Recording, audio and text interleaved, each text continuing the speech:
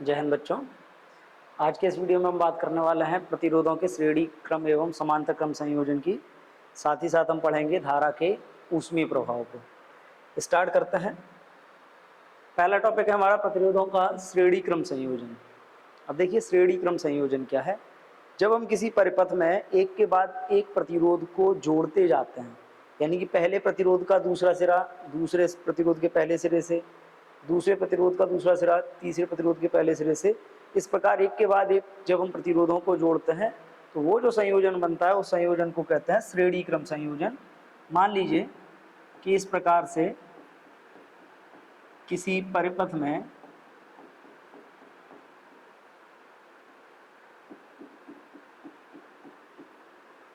तीन प्रतिरोध एक दूसरे के साथ श्रेणी क्रम में जुड़े हुए, इनको जिस परिपथ में श्रेणी क्रम में जोड़ा गया है, मान लीजिए उस परिपथ का विभवांतर V और उसमें प्रवाहित होने वाली धारा I है।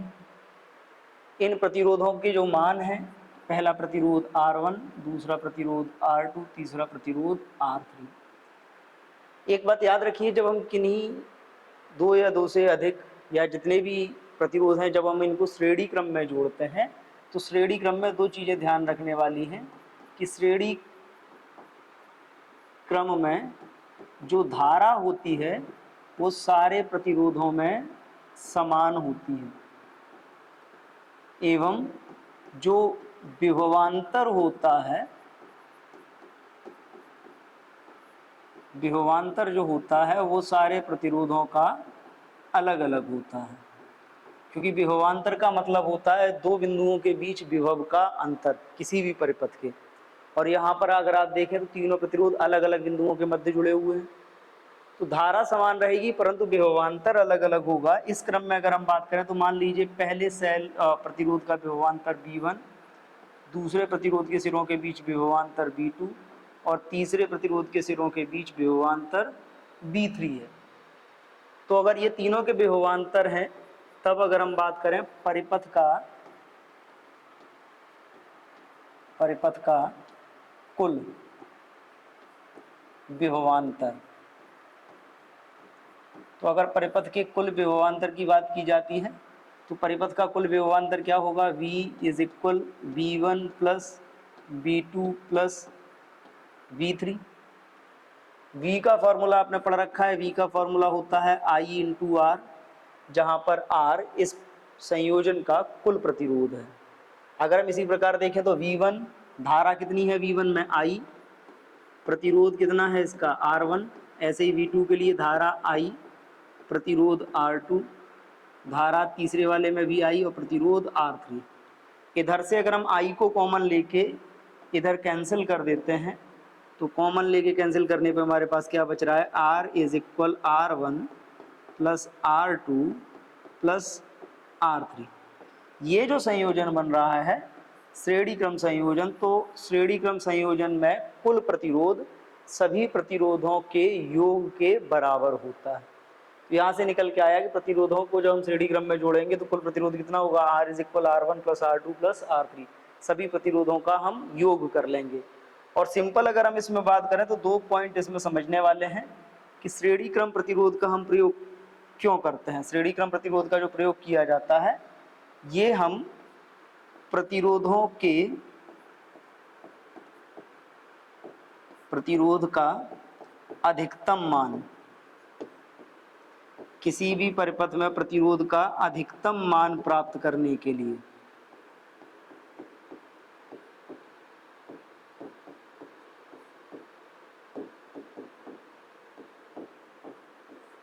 इसका प्रयोग हम किसी भी परिपथ में प्रतिरोध का अधिकतम मान प्रयोग करने के लिए करते हैं।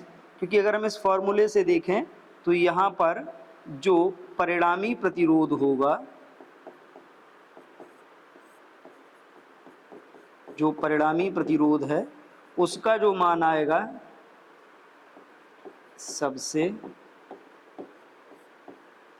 जो परिणामी प्रतिरोध होगा उसका जो मान आएगा वो इस परिपथ में जितने भी प्रतिरोध लगे हैं उन सभी प्रतिरोधों में जो सबसे बड़ा प्रतिरोध है उसके मान से भी ज़्यादा होगा। तो सिंपल जब हम श्रेणी क्रम संयोजन की बात करते हैं तो श्रेणी क्रम संयोजन में धारा समान रहती है परंतु जो विभवांतर होते हैं वो अलग अलग होते हैं, जिसके कारण हमने कुल विभवांतर इसका ज्ञात किया है, और कुल विभवांतर होता है v1 plus v2 plus v3। मान रखेंगे तो हमारे पास फॉर्मूला आ जाएगा r is equal R1 plus R2 plus R3। Clear. अगला अगर हम बात करें तो अगला आता है प्रतिरोधों का समांतर क्रम संयोजन। अब देखिए प्रतिरोधों का समांतर क्रम संयोजन क्या है। अगर आपको प्रतिरोध दिए जाते हैं, मान लीजिए किसी भी परिपथ में प्रतिरोध कुछ इस प्रकार से जुड़े हैं कि जब प्रतिरोधों के दोनों सिरे, सभी प्रतिरोधों के पहले सिरे एक साथ और दूसरे सिरे एक साथ किसी बिंदु से जोड़ दिए जाते हैं, तो इस प्रकार जो संयोजन बनता है, इस प्रकार के संयोजन को बोला जाता है समांतर क्रम संयोजन। ये जो संयोजन बना है, ये संयोजन आपका दिखाई दे रहा है प्रतिरोधों का, ये आपका समांतर क्रम संयोजन है। इस संयोजन में अगर हम बात करें तो सभी प्रतिरोधों के पहले सिरे देखो एक बिंदु से जुड़े हुए हैं और दूसरे सिरे जो हैं वो दूसरे बिंदु से एक साथ जुड़े हुए हैं। मान लीजिए इस परिपथ का विभवांतर B और इसमें प्रवाहित होने वाली धारा का मान I है। तो आपने एक बात पढ़ रखी है कि जब आप समांतर क्रम संयोजन की बात करते हो तो समांतर क्रम संयोजन में जो विभवांतर होता है वो समान रहता है। समान इसलिए रहता है क्योंकि सभी दो जो बिंदु हैं, R1 भी उन्हीं दो बिंदुओं के बीच जुड़ा हुआ है, R2 भी उन्हीं दो बिंदुओं के बीच जुड़ा हुआ है, और R3 जो है वो भी उन्हीं दो बिंदुओं के बीच जुड़ा हुआ है। यानी कि तीनों के बीच जो विभवांतर होगा वो कैसा रहेगा, विभवांतर समान होता है।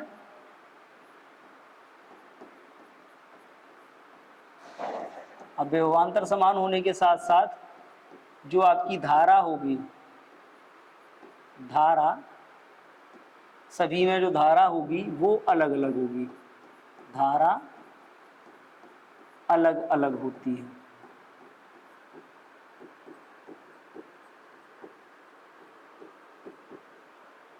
अब देखिए मान लीजिए धारा ये I यहाँ से जा रही थी, जैसे ही ये यहाँ पहुँचेगी यहाँ तीन भागों में बट जाएगी, इसमें I1, इसमें I2 और इसमें धारा कितनी होगी I3।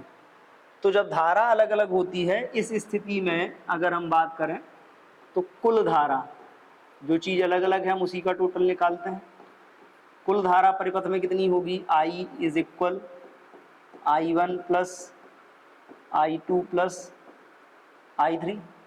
मान रखेंगे I इज इक्वल होता है V अपॉन R, ये हो जाएगा V upon R1 plus V upon R2 plus V upon R3। Clear. V upon R1 plus V upon R2 plus V upon R3। अगर V कॉमन लेके cancel हम कर लेते हैं तो कॉमन लेके जब आप कैंसिल कर लोगे तो ये आपका इस तरफ बचेगा 1 upon R is equal 1 upon R1 plus 1 upon R2 plus 1 upon R3। अगर आप इस फॉर्मूले से देखें तो यहाँ पर हम कह सकते हैं कि समांतर क्रम में अगर प्रतिरोधों को जोड़ा जाता है तो उनके परिणामी प्रतिरोध का व्युत्क्रम सभी प्रतिरोधों के व्युत्क्रमों के योग के बराबर होता है। साथ ही साथ यहाँ से हमको दो तीन बातें ये समझ में आती हैं। पहला पॉइंट यहाँ से जो हमको मिलता है कि इस क्रम में जो परिणामी प्रतिरोध होगा, जो तुल्य प्रतिरोध होगा, वो सबसे छोटे प्रतिरोध से भी कम होगा। इसलिए अगर हम चाहें तो हम ये कह सकते हैं कि इसका प्रयोग, जो इसका प्रयोग किसके लिए करते हैं, परिपथ में न्यूनतम धारिता के लिए।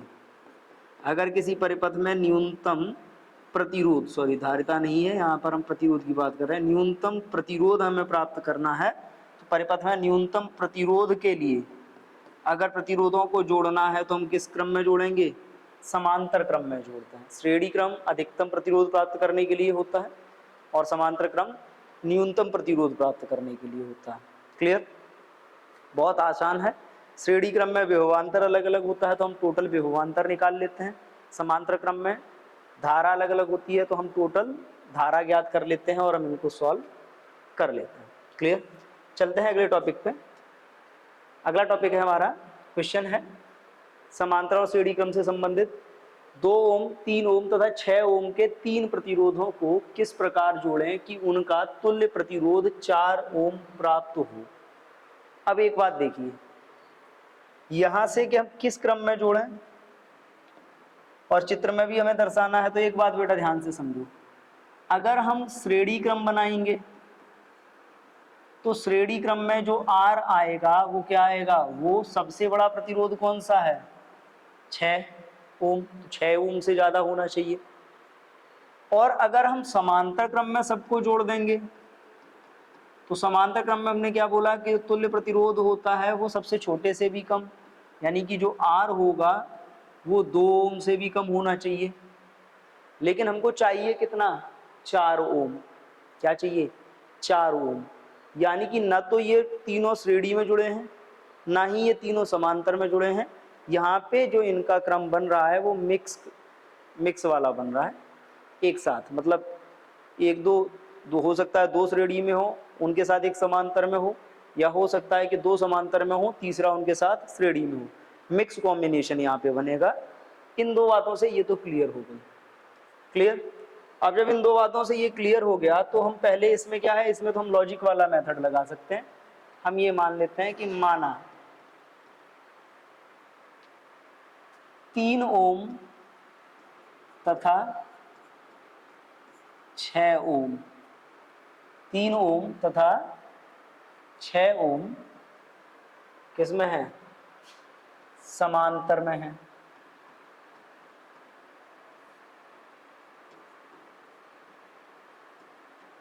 ठीक है। अब 3 और 6 अगर समांतर में होंगे तो ये क्या हो जाएगा, 2 ओम आ जाएगा। ठीक है, 3 ओम तथा 6 ओम समांतर में है।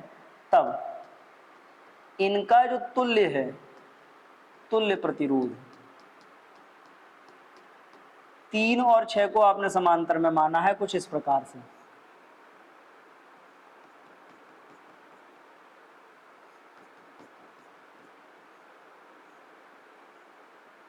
ठीक है, ये 3 ओम, ये 6 ओम, इनको आपने समांतर में मान लिया। तब इनका जो तुल्य प्रतिरोध होगा, अब उस तुल्य प्रतिरोध के लिए देखिए 1/R A मान लो। इस पॉइंट को आपने A मान लिया और इस पॉइंट को मान लिया B। A B के बीच ये जुड़े हुए हैं तो R A B, R A B। Clear. कितना होगा, 1/3 प्लस 1/6 यानी कि R A B 6 LCM हो गया। ये कितना आएगा, 2 + 1 यानी कि 3/6। आप इसको सॉल्व करोगे तो R A B is equal आएगा 6/3 मतलब 2 ओम। अब देख लीजिए R A B यानी कि 3 ओम और 6 ओम को जब हमने समांतर में जोड़ा तो इनका तुल्य कितना आया, 2 ओम। अब हम ये कह सकते हैं, अब हम इसमें ये कह सकते हैं, अब यदि 2 ओम इनके साथ, 2 ओम क्या हो, इनके साथ श्रेणी क्रम में हो,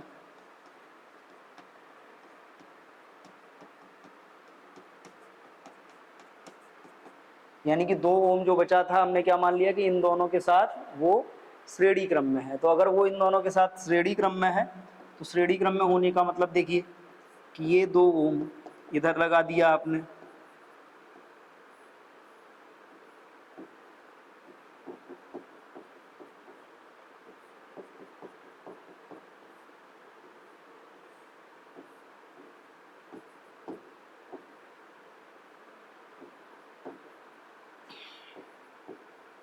अब देखो 2 ओम इसके साथ श्रेणी क्रम में आएगा।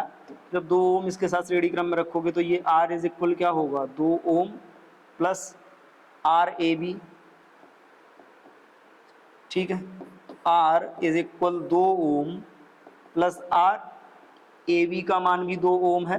तो यहाँ से आपका कितना आ रहा है, R इज इक्वल 4 ओम आ रहा है।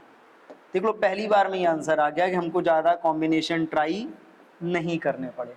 सिंपली कि ये 3 थे, किस प्रकार जोड़ने पर इनकी तुल्य धारिता 4 हो सकती है, तो वो हमने यहाँ से ज्ञात कर लिया कि 3 और 6 को आप किस में जोड़ दीजिए, 3 और 6 को आप जोड़ दीजिए श्रेणी क्रम में, ओ समांतर क्रम में, और इनका जो कॉम्बिनेशन बनेगा वो इन सब के साथ श्रेणी क्रम में आ जाएगा 2 के साथ।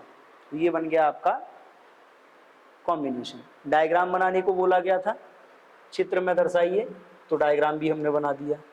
ये फाइनल। क्लियर? चलते हैं अगले क्वेश्चन पे। अगला क्वेश्चन है 15 ओम 30 ओम 15 ओम तथा 30 ओम के दो प्रतिरोध समांतर क्रम में जोड़े गए हैं। इसके श्रेणी क्रम में कितने ओम का प्रतिरोध जोड़ा जाए कि तुल्य प्रतिरोध 20 ओम हो जाए? अब जरा डायग्राम देखो बना के इसका। एक दिया है 15 ओम, ठीक है, एक दिया है 30 ओम। क्या बोला है कि इन दोनों को समांतर क्रम में जोड़ा है और इनके साथ कितना प्रतिरोध श्रेणी क्रम में जोड़ा जाए। ठीक है, R1 मान लीजिए कि इनका तुल्य प्रतिरोध कितना हो जाए, 20 ओम। ठीक, ये इस प्रकार से दे रखा है। अब इसमें जरा देखो, ये पॉइंट आप A मान लो, ये पॉइंट आप B मान लो। परिपथ का तुल्य प्रतिरोध, तुल्य कितना दिया है, तुल्य प्रतिरोध दिया है 20 ओम। ठीक है, ठीक है। सबसे पहले हम कहाँ से स्टार्ट करते हैं? सबसे पहले हम स्टार्ट करेंगे 15 ओम तथा कौन सा है 30 ओम समांतर है, समांतर क्रम में है। तब अगर ये समांतर क्रम में है तब क्या होगा, 1/R AB is equal 1/15 15 1/30। Solve करेंगे तो इन दोनों को सॉल्व करने पे आपको क्या मिलेगा, ये मिलेगा 1/R इज इक्वल 30 आ जाएगा LCM, 15 दूनी 30 और 30 एकम 30। इस हिसाब से अगर आप सॉल्व करते हो तो यहाँ से आपका निकल के आएगा R इज इक्वल 30 बटे ये RAB है आपका, RAB इज इक्वल 30/3, मतलब RAB आया आपका 10 ओम। ठीक है, आगे अगर हम बात करें, यदि परिपथ का, जो क्वेश्चन में बोला है, परिपथ का तुल्य प्रतिरोध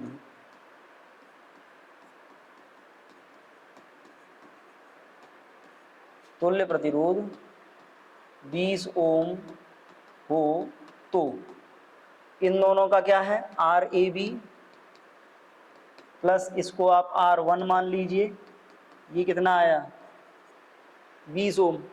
तो अगर आप R1 निकालते हो तो ये कितना आएगा 20 ohm minus RAB, R1 is equal 20 minus 10, यानी कि R1 कितना 10 ओम।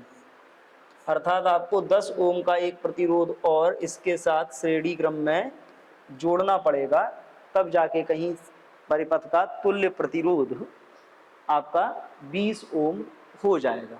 क्लियर? जैसा क्वेश्चन में बोला जा रहा है 1 बाई 1 हम उन्हीं स्टेप को फॉलो करते हुए जाते हैं तो हम आसानी से आंसर प्राप्त कर सकते हैं। अगला टॉपिक है धारा का ऊष्मीय प्रभाव। अब देखो, एक नॉर्मल सी बात है, आपने जितने भी विद्युत उपकरण देखे, जितने भी विद्युत उपकरण हो, चाहे पंखा हो, चाहे मोटर हो, या कुछ भी हो, या किसी भी तार की आप बात करते हैं, तो जब भी किसी परिपथ में, किसी तार में, किसी विद्युत उपकरण में धारा प्रवाहित होती है तो वो धीरे धीरे गर्म होने लगता है, ये हम सबको मालूम है। और धारा के इसी प्रभाव को धारा का ऊष्मीय प्रभाव कहते हैं। अर्थात जब किसी चालक में धारा प्रवाहित होती है तो चालक का तापमान बढ़ने लगता है, इसी घटना को धारा का ऊष्मीय प्रभाव कहते हैं। अब देखिए, धारा के ऊष्मीय प्रभाव का कारण क्या है, या धारा प्रवाहित होने पर चालक का तापमान बढ़ता क्यों है, वो समझते हैं। मान लीजिए आपके पास एक चालक है, ये इस प्रकार, इस चालक के सिरों पर विभवांतर स्थापित किया जाता है।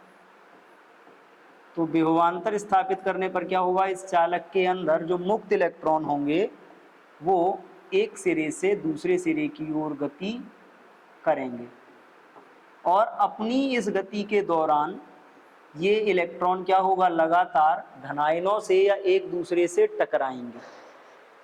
तो जब ये अपनी गति के दौरान लगातार टकराएंगे तो जब इनकी टक्कर होती है तो टक्कर के टाइम पे इनकी गतिज ऊर्जा का कुछ भाग, इनकी गतिज ऊर्जा का कुछ भाग किस में बदल जाता है, गतिज ऊर्जा का कुछ भाग ऊष्मा के रूप में परिवर्तित हो जाता है।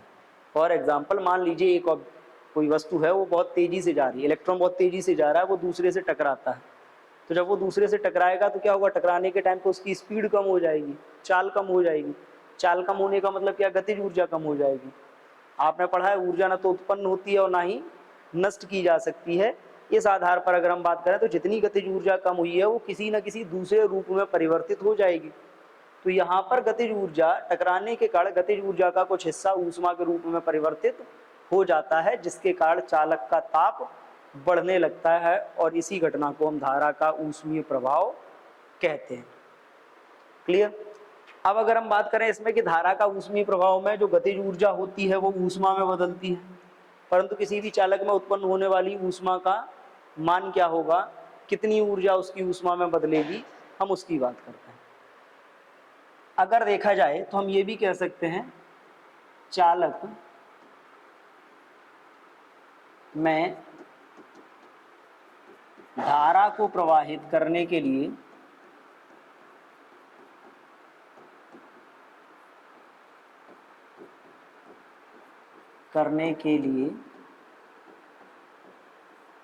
किया गया कार्य बैटरी या सेल द्वारा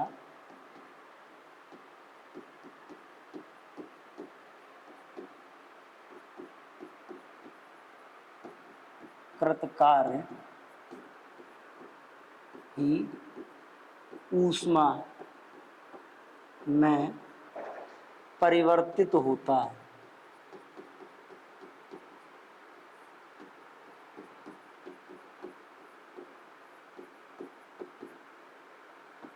तब अब यहाँ पर देखिए, अगर हम कार्य की बात करें तो कार्य के बारे में आपको मालूम है, कार्य का फॉर्मूला क्या होता है, V इंटू क्यू।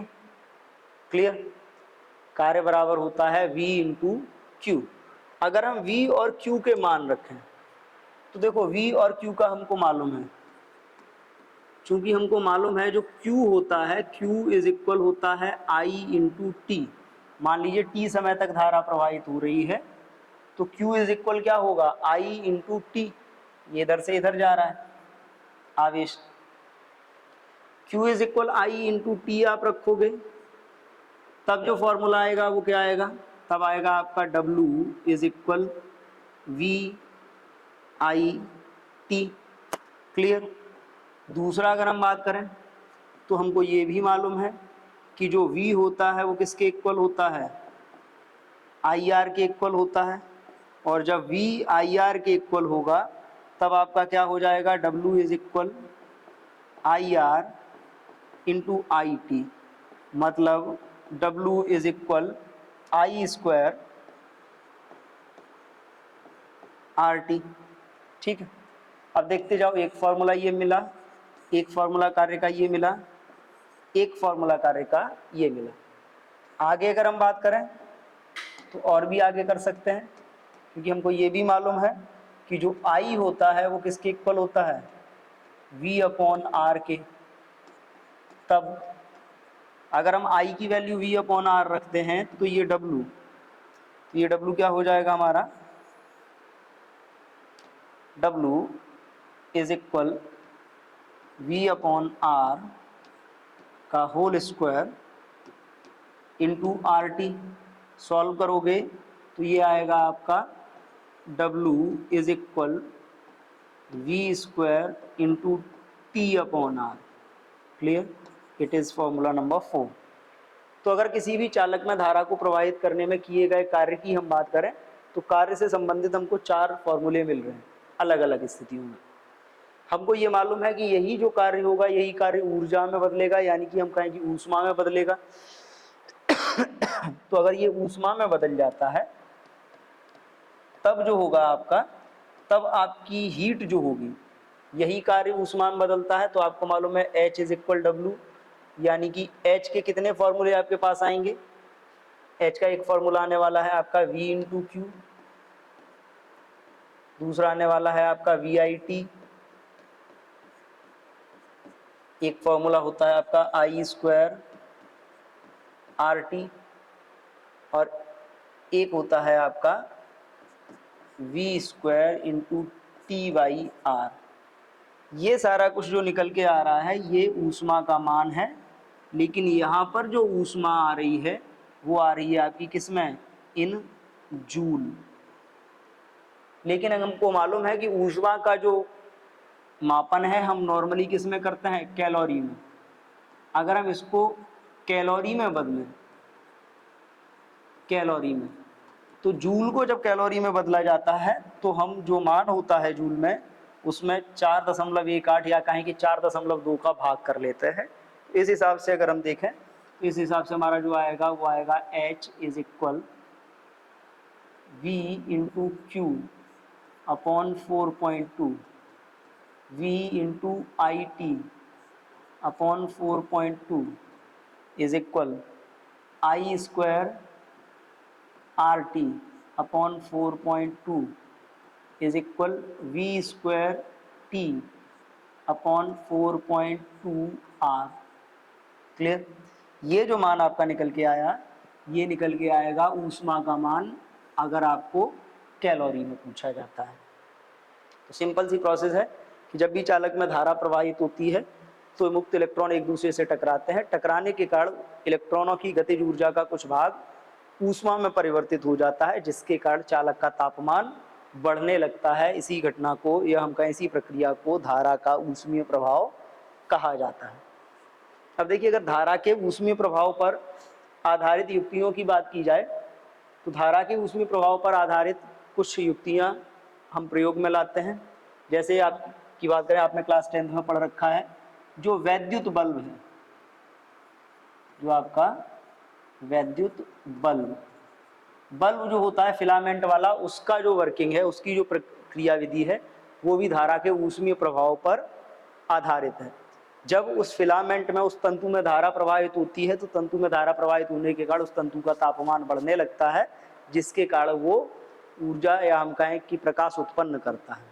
दूसरा अगर हम बात करें तो ऊष्मीय प्रभाव पर आधारित दूसरा उपकरण है आपका प्रेस, इलेक्ट्रिक प्रेस का मतलब है जो कपड़ों पे करने वाली इस्त्री होती है, वो भी धारा के ऊष्मीय प्रभाव पर आधारित युक्ति है। जैसे ही धारा प्रवाहित होती है वैसे ही जो प्रेस होती है, प्रेस की प्लेट के ऊपर एक नाइक्रोम की जाली लगी होती है। उस जाली में जैसे ही धारा प्रवाहित होती है वो जाली गर्म होने लगती है, और जाली गर्म होने के कारण प्रेस की जो सतह होती है वो गर्म हो जाती है और कपड़ों पर आप इस्त्री कर पाते हो। तीसरा जो उपकरण है वो है हीटर ऊष्मक, जो घरों में यूज होता है खाना बनाने के लिए या सर्दियों में तापने के लिए यूज करते हैं हीटर का भी जो क्रियाविधि है वो भी धारा के ऊष्मीय प्रभाव पर आधारित है। इसके अलावा अगर हम बात करें तो चौथा जो उपकरण है वो है फ्यूज। वैद्युत परिपथों में जो फ्यूज लगाए जाते हैं, फ्यूज की जो क्रियाविधि होती है वो भी धारा के ऊष्मीय प्रभाव पर ही आधारित होती है। क्लियर? और ऊष्मीय प्रभाव पर आधारित होती है। फ्यूज को थोड़ा समझ लीजिए कि मान लीजिए कोई वैद्युत परिपथ है और इस परिपथ में, परिपथ की सुरक्षा के लिए या ओवरलोडिंग से बचने के लिए इस परिपथ में क्या किया जाता है, एक फ्यूज लगा दिया जाता है।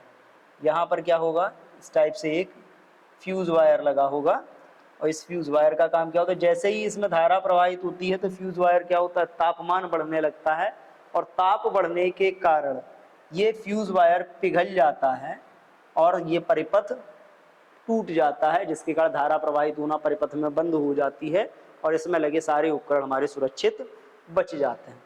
तो ये धारा के ऊष्मीय प्रभाव पर आधारित युक्ति है। अगले टॉपिक की बात करें तो अगला टॉपिक है वैद्युत ऊर्जा। अब देखिए वैद्युत ऊर्जा क्या है। सिंपली हमने पढ़ा कि कोई भी परिपथ की आप बात करते हो तो किसी भी परिपथ में धारा को प्रवाहित करने के लिए बैटरी अथवा सेल कुछ ना कुछ कार्य करता है, उस कार्य को ही वैद्युत ऊर्जा कहते हैं। तो अगर हम किसी भी परिपथ की बात कर रहे हैं तो क्या हम इसको लिख सकते हैं, परिपथ में धारा प्रवाहित करने के लिए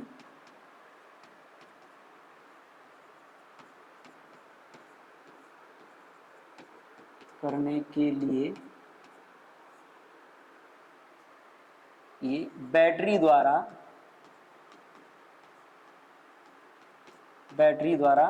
किया गया कार्य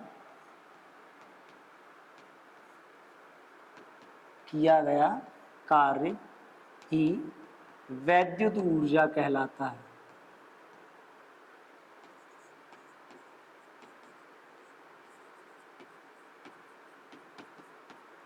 क्लियर? तो बैटरी द्वारा किया गया कार्य ही वैद्युत ऊर्जा कहलाता है। अर्थात अगर हम इसमें बात करें तो हमको मालूम है कि जो वैद्युत ऊर्जा होती है उसका सिंबल होता है E। E इज इक्वल क्या होगा, E इज इक्वल होगा W, यानी कि E is equal V into Q is equal V into IT is equal V square T upon R is equal I square RT। Clear? ये सारे जो फॉर्मूले हैं, ये सारे के सारे फॉर्मूले किसके हैं, वैद्युत ऊर्जा के हैं। नॉर्मली अगर हम बात करें, वैसे तो ऊर्जा का जो मात्रक होता है वो होता है जूल। क्या होता है? जूल। लेकिन जब हम वैद्युत ऊर्जा की बात करते हैं तो वैद्युत ऊर्जा का जो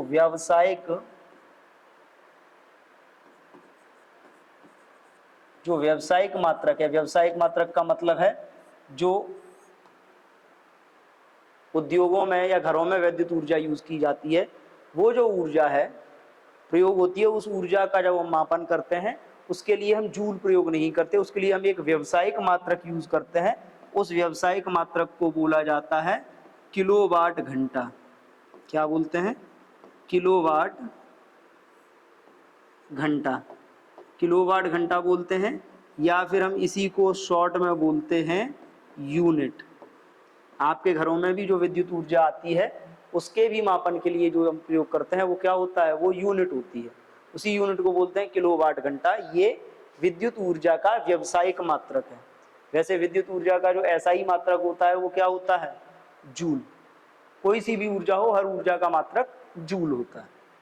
अभी आगे हम इस किलोवाट घंटा को भी समझेंगे कि ये किलोवाट घंटा क्या होता है और किलोवाट घंटा का जूल के साथ संबंध क्या है। परंतु उससे पहले एक टॉपिक हमारा बचा हुआ है, वैद्युत शक्ति। वैद्युत शक्ति, शक्ति का मतलब है इलेक्ट्रिक पावर। अब देखिए ये इलेक्ट्रिक पावर क्या होती है। हमको मालूम है कि परिपथ में जब धारा प्रवाहित होगी तो धारा प्रवाहित करने के लिए क्या होगा, सेल या बैटरी को कार्य करना पड़ेगा। सेल या बैटरी जो कार्य करेगी वही कार्य आपका ऊष्मा में बदल के नष्ट हो जाएगा। क्लियर? ये सारी चीजें हम जान चुके हैं। तो अगर हम किसी परिपथ की बात करें तो परिपथ में वैद्युत ऊर्जा व्यय की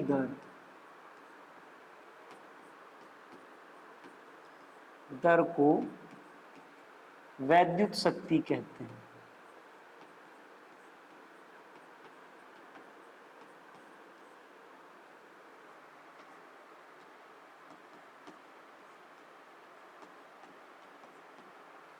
किसी भी परिपथ में वैद्युत ऊर्जा व्यय की दर, वैद्युत ऊर्जा व्यय की दर को वैद्युत शक्ति कहते हैं। और आपको मालूम है जो शक्ति होती है, शक्ति का जो सिंबल होता है इंग्लिश में इसको बोलते हैं पावर, तो इसको प्रदर्शित करते हैं P से।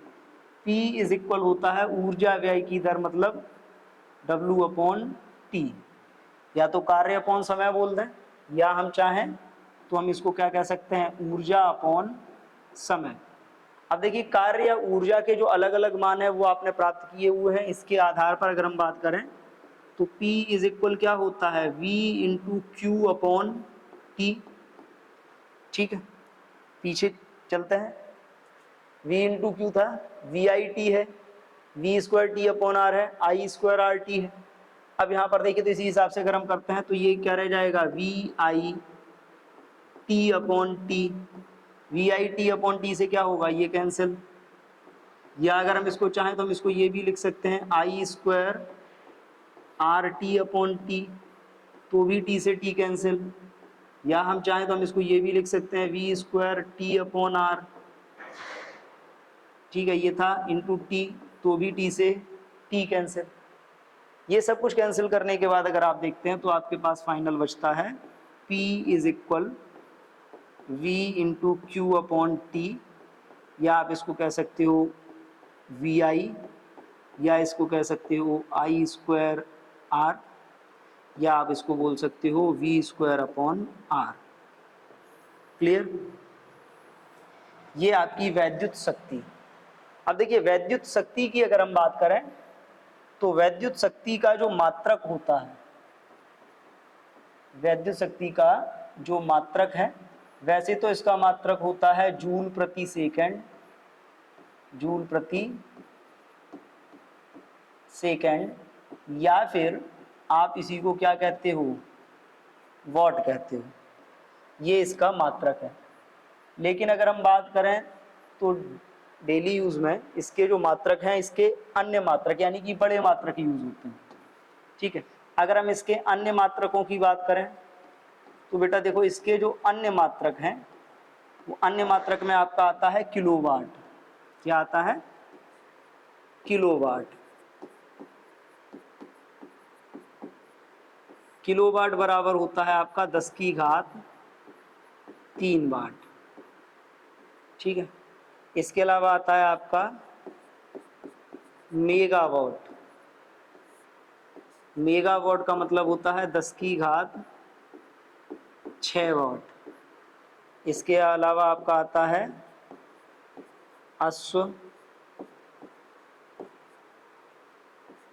शक्ति।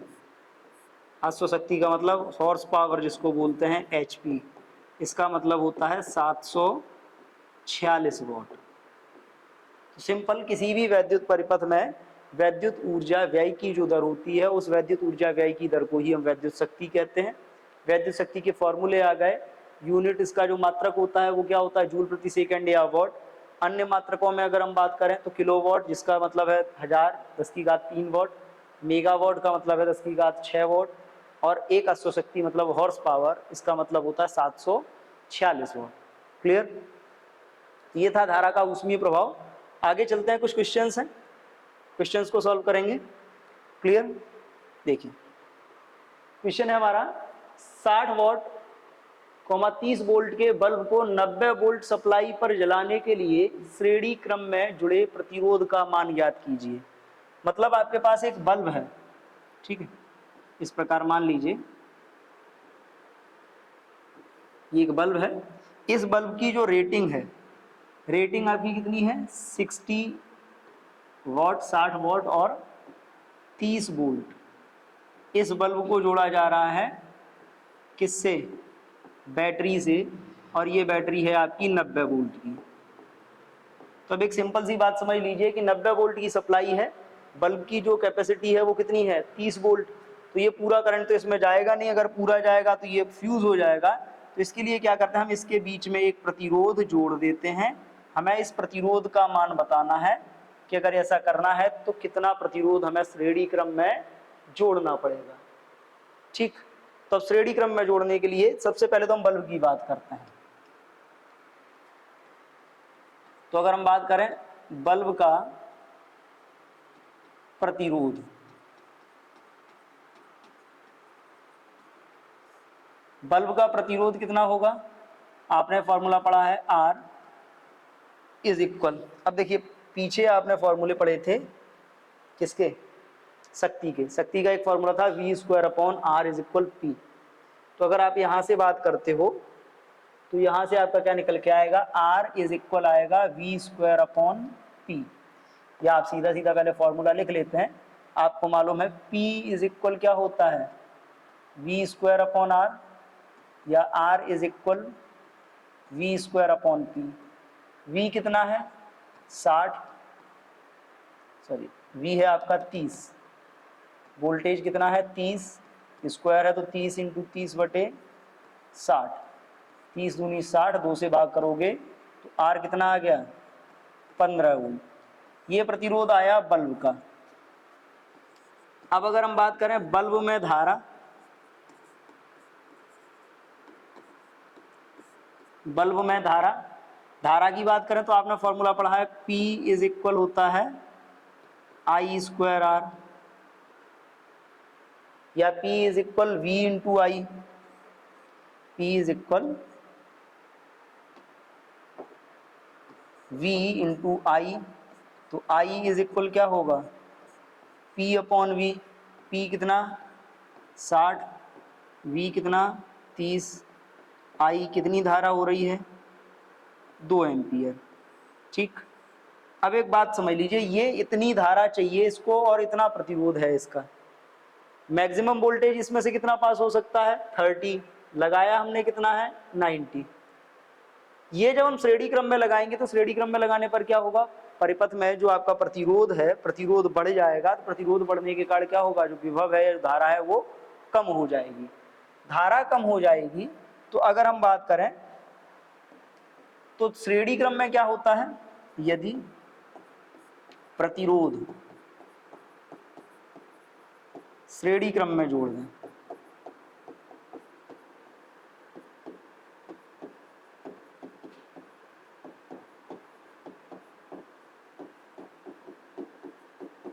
प्रतिरोध को अगर हम श्रेणी क्रम में जोड़ दें तो फॉर्मूला क्या बनेगा, आपने फॉर्मूला पढ़ा है I इज इक्वल होता है V अपॉन R। क्लियर। अब देखो श्रेणी क्रम में जोड़ दिया, एक प्रतिरोध हो गया इसका बल्ब का और एक प्रतिरोध हो गया आपका ये, तो दोनों श्रेणी क्रम में जुड़े हैं। तो अगर हम इसकी बात करें तो इसको हम क्या कह सकते हैं, श्रेणी क्रम में I इज इक्वल हम फॉर्मूला लगा सकते हैं कुल विभव अपॉन कुल प्रतिरोध। विभव कितना आपने लगाया है 90, कुल प्रतिरोध आपने लगाया है, ये है आपका RB प्लस ये R। तो अगर आप इसको सॉल्व करते हो तो इसको सॉल्व करके आपका क्या आएगा, समझिए कितनी धारा है 2 एम्पियर इज इक्वल क्या होगा 90 अपॉन R प्लस RB कितना है 15, गुणा करेंगे इसका तो R प्लस 15 इज इक्वल क्या होगा 90/2 यानी कि 45, और 90/2 हो गया आपका 45। इस हिसाब से अगर आप देखते हैं ये आपका आएगा R इज इक्वल 45 माइनस 15 यानी कि R इज इक्वल 30 ओम। तो इतना प्रतिरोध आपको इसके साथ श्रेणी क्रम में जोड़ना पड़ेगा। जब आप 30 ओम का प्रतिरोध इस बल्ब के साथ श्रेणी क्रम में जोड़ोगे तो ये 30 वोल्ट वाला बल्ब भी 90 वोल्ट की बैटरी पर चल जाएगा। क्लियर, सिंपल सी बात है, क्योंकि श्रेणी क्रम में जोड़ रहे हैं तो श्रेणी क्रम में धारा का मान नहीं बदलता, तो हमने धारा वही ली है, जो विभव आरोपित किया है वो 90 है और कुल प्रतिरोध इसका 2 एक बल्ब का था, एक हमने अलग से जोड़ा, तब ये धारा को कवर कर पाएगा। क्लियर है, अगले क्वेश्चन पे चलते हैं। अगला है, दो बल्बों पर क्रमशः 120 वोल्ट और 100 वॉट एवं 120 वोल्ट एवं 50 वॉट अंकित है। इन दोनों को एक साथ 220 वोल्ट मेंस से श्रेणी क्रम में जोड़ दिया जाता है। गणना द्वारा इन दोनों में उत्पादित ऊष्मा का अनुपात ज्ञात कीजिए। ठीक है, दोनों में उत्पादित ऊष्मा का अनुपात। अब देखो ऊष्मा का अनुपात अगर हमको निकालना है तो H का फॉर्मूला हमने क्या पढ़ा है, H इज इक्वल क्या होता है V square up into T upon R। ठीक है, तब अगर हम बात करें तो इस हिसाब से क्या होगा H2 upon H1 is equal V2 square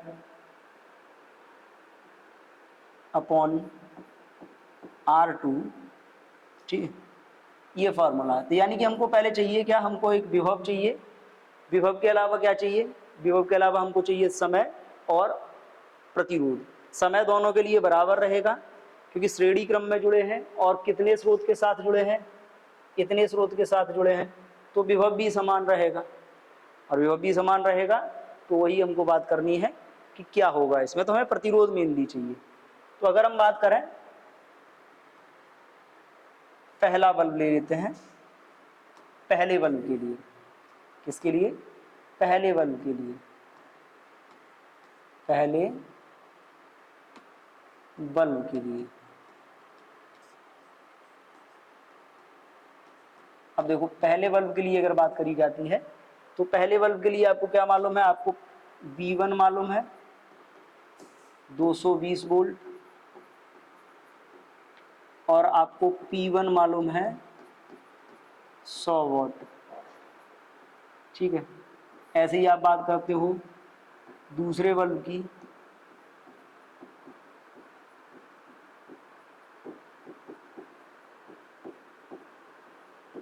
दूसरे बल्ब के लिए आपको मालूम है वोल्टेज कितना है, V2 220 वोल्ट,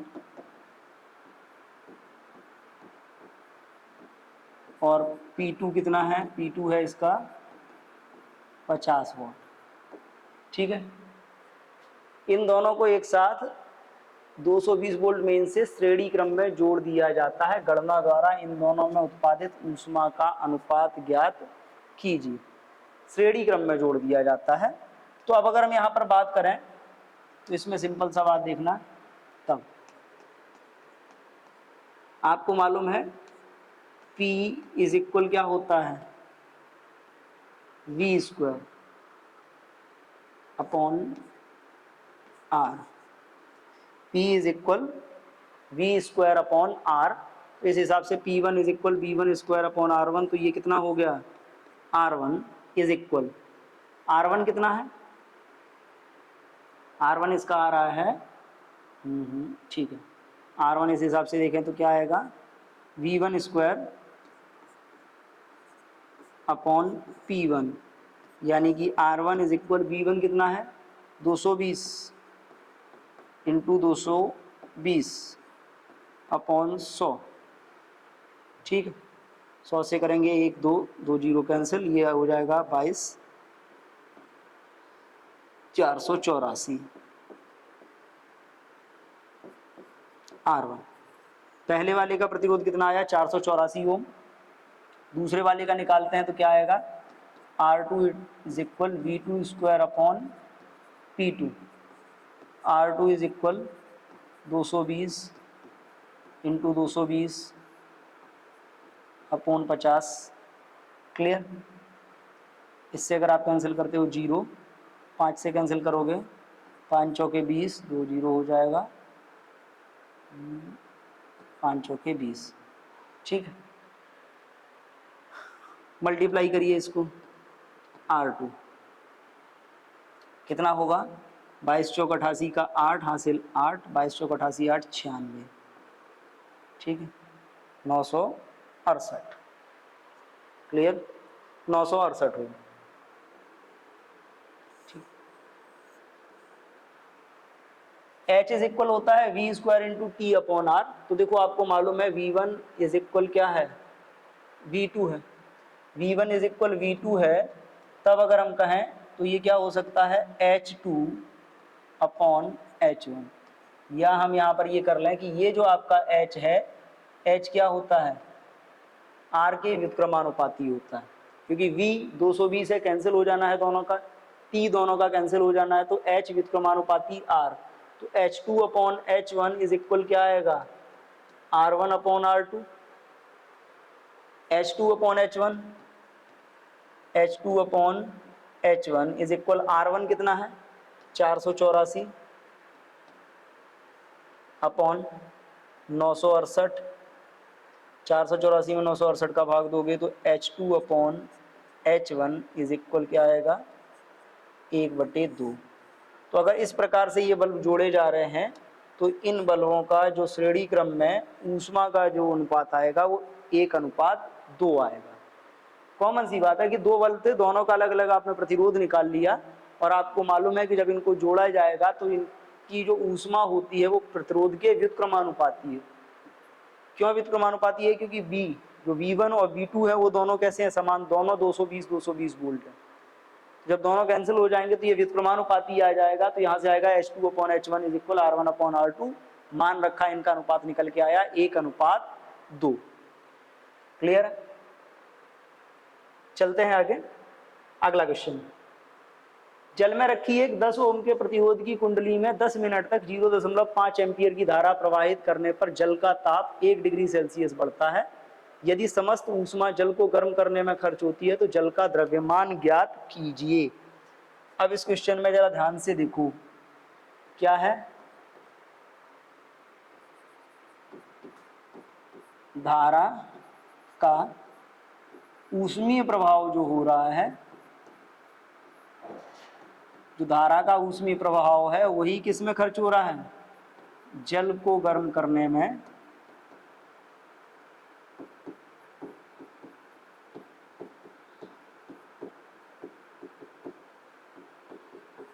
लगी ऊष्मा।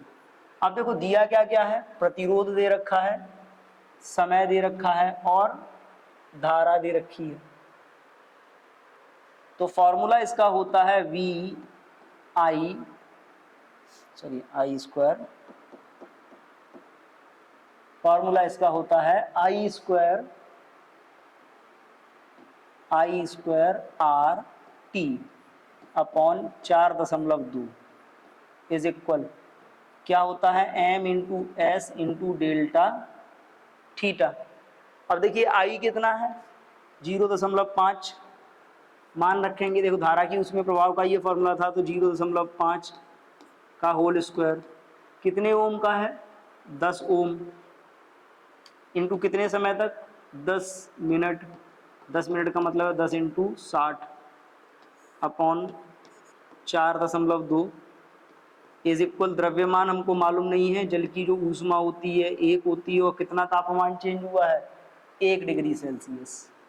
इस हिसाब से अगर हम देखें तो m इज इक्वल क्या आ रहा है, m का अगर हम मान निकालते हैं तो ये आ जाएगा हमारा 0.25, 5 का स्क्वायर इंटू 6000 4.2। आप इसमें भाग करोगे, ये आएगा आपका m इज इक्वल 0 दशमलव, इसका आप गुणा करेंगे तो ये होगा 25 छक्के 150। ठीक है, 25 छक्के 150, 2 जीरो इसके कैंसिल हो गए थे, 1 1500 अपॉन 4.2 m। ठीक है, भाग करिए, इससे आप भाग करोगे तो ये आएगा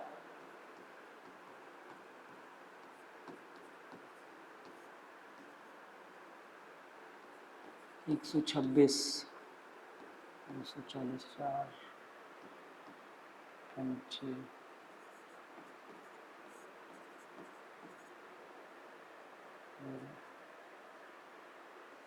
ठीक है, 42 27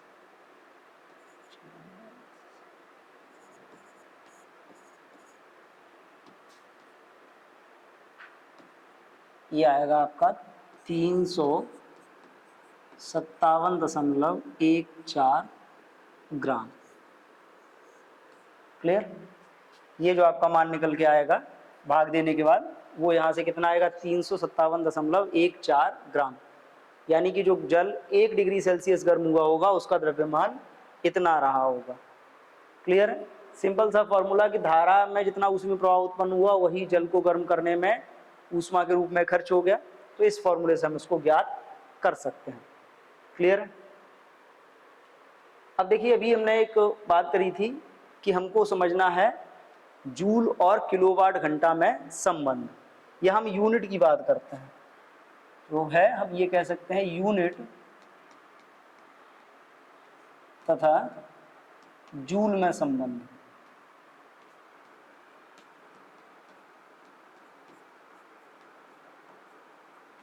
ठीक है, यूनिट को हम क्या बोलते हैं, यूनिट को हम बोल सकते हैं किलोवाट घंटा। किलोवाट घंटा। अब समझिए, अगर इन दोनों का संबंध हमको ज्ञात करना है तो हम ये लिख सकते हैं, एक यूनिट इज इक्वल 1 किलोवाट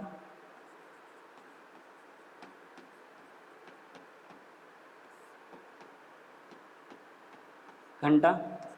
अब 1 किलोवाट है, इसका मतलब क्या हो गया, 1000 वाट। और 1 घंटे में कितने होते हैं, 3600 सेकेंड। इस हिसाब से अगर हम करते हैं तो ये कितना होगा, 3.6 इंटू 10 की घात 6 वॉट इंटू सेकेंड। अब देखिए 3.6 इंटू 10 की घात 6 जो होता है वॉट इंटू सेकेंड, इसी को हम बोलते हैं जूल। तो इस हिसाब से ये जो संबंध निकल के आता है वो आता है 3.6 इंटू 10 की घात 6 जूल। अर्थात घरों में प्रयोग होने वाली वैद्युत ऊर्जा को जिस यूनिट से हम नापते हैं उस यूनिट का मान होता है 3.6 इंटू 10 की घात 6 जूल। क्लियर? बहुत आसान था। क्लियर? ठीक है,